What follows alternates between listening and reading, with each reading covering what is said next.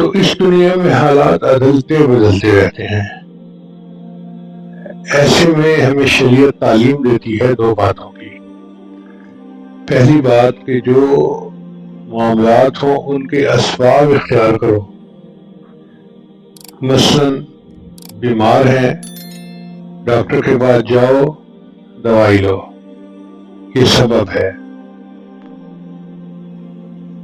اگر